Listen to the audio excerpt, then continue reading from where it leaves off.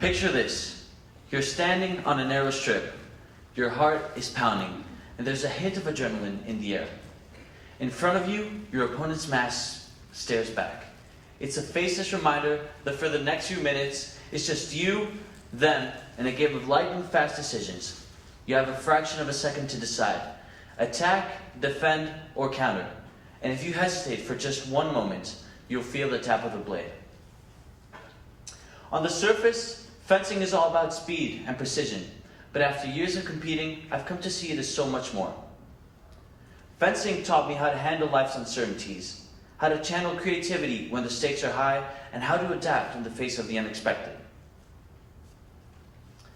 I never anticipated that a sport with a steel blade would teach me so much about myself. It's funny how we stumble into these lessons we need the most. I didn't pick up a saber thinking, this will change who I am, but every time I would step onto the piste, I'd come away with something new. Not just with bruises or medals, but with a sharpened sense of who I was and how I wanted to approach the world. And that's what I want to share with you today. The idea that by embracing the mindset of a fencer, any of us can learn to adapt, persevere, and find deeper purpose in our everyday lives. One of the first things you learn in fencing is that technique matters. You drill the basics, footwork, lunges, parries, repos, everything. You practice over and over and over again until your muscles ache, until you feel like you could perform these movements in your sleep. Day in and day out, that was our focus. Form, repetition, precision. But here's the twist. Once the referee says en garde, you can't rely solely on memorized moves. You have to read your opponent, analyze his stance, notice that tiny shift in the shoulders that tells you that they're about to lunge. All that structure, all those painstakingly practiced motions have to melt into instinct and flow.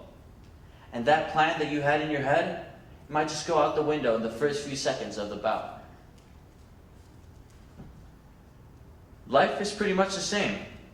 We spend years learning rules, formulas, best practices. We spend countless hours following step-by-step guides on how to succeed in schools, in careers, even in relationships.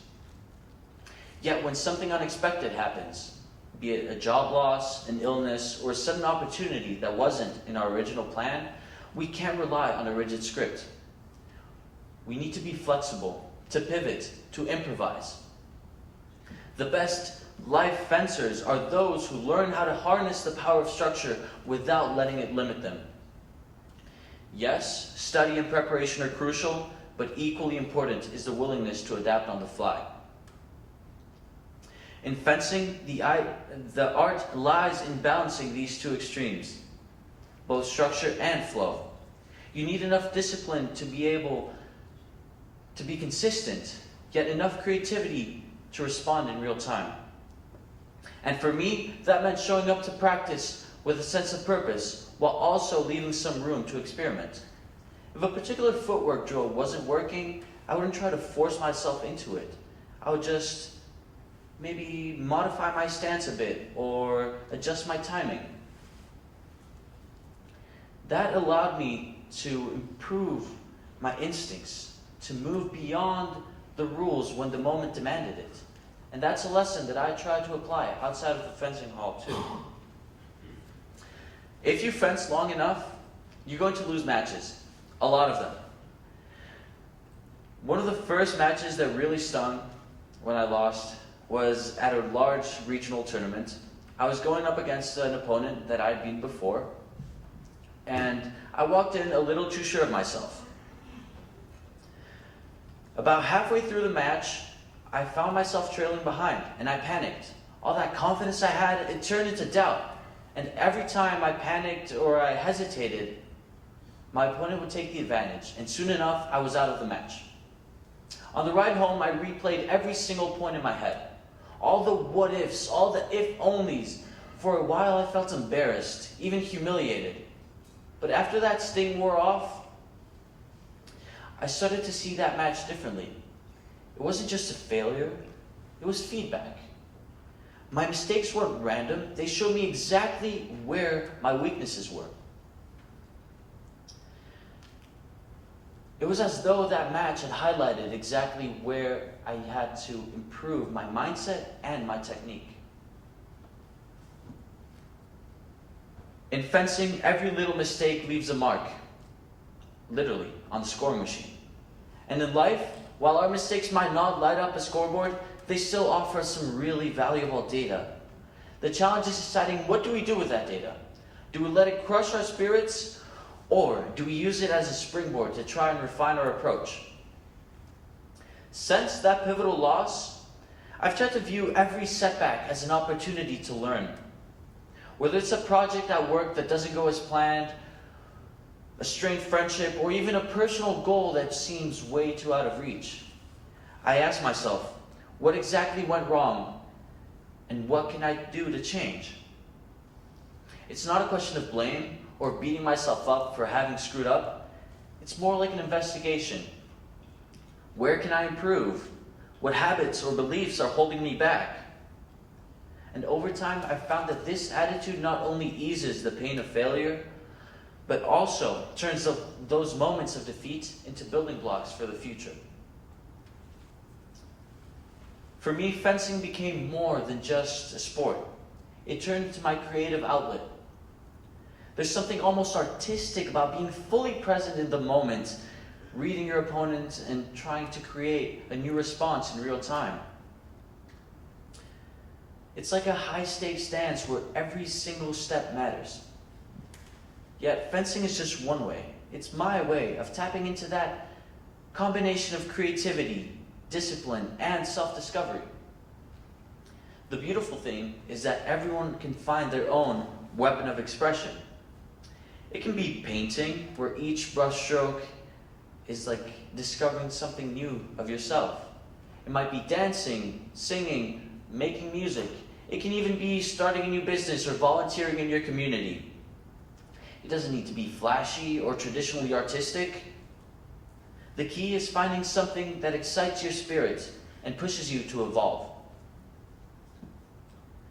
In a world that often celebrates material achievements like job titles, income, or even social media popularity, it can be really easy to lose sight of what's really important in life. We might choose careers or hobbies because they fit someone else's idea of success. But let me tell you, real success comes from finding a passion that really fuels you, that makes you feel alive, and something that propels you to move forward, even when it's tough. And when you're in that zone, all setbacks feel like stepping stones rather than insurmountable walls. Every struggle becomes an invitation to dig deeper and discover more of what you're capable of. One of my favorite memories from fencing isn't from a large tournament. It was a small local match. I was going up against someone who was far more experienced than I was, stronger, much faster. And early on, when the match started, the score was heavily in their favor. Everyone watching would probably assume that I'd get crushed. But I decided to try something new. It was something I've been practicing in secret. An off-tempo attack I'd actually never used in a match before. It felt risky, maybe even a bit reckless. But when I put it into action, I started scoring point after point, and I ended up winning that match by just a couple of touches. But at the end, it wasn't about the medal. It was about trying something new under pressure and watching it succeed. That sense of exhilarating discovery is what fueled me. And life is made up of small achievements like these. Times when we take a leap of faith, we innovate a little, or we stand up to a challenge that once intimidated us. They remind us that growth often comes from stepping out of our comfort zones. We don't have to wait for some grand life event to test our mettle. Sometimes it's the everyday moments that shape us the most. And so every time I step onto the piste, I remember I'm fencing more than just an opponent. I'm fencing against self-doubt. I'm fencing against the urge to stick to what's comfortable and against the unpredictability of the moment. Each bout is a chance to be fully present, to adapt quickly, and to learn something new. And the beauty is that these lessons don't stay when you take off your mask and you let down your weapon. When your plans fall apart, remember to engage rather than shy away. Pivot, find a new angle. And when you stumble and fall short, let those experiences guide you toward better strategies and stronger resolve. So here's my invitation. Find your own version of fencing. A pursuit that captivates your mind, strokes your passion, and helps you grow. Step onto the strip of that activity, and you'll find, just as I did, that these pursuits can become a mirror, reflecting back on your own achievements, strengths, and weaknesses, and helping you refine who you are. But above all, remember that the next move is always yours to make. Whether in fencing or in life, you hold the power to respond, to innovate, and to rise to every new challenge. The lessons you learn on your own piste might someday just become the foundation of your resilience and the roadmap to your self-discovery. Thank you.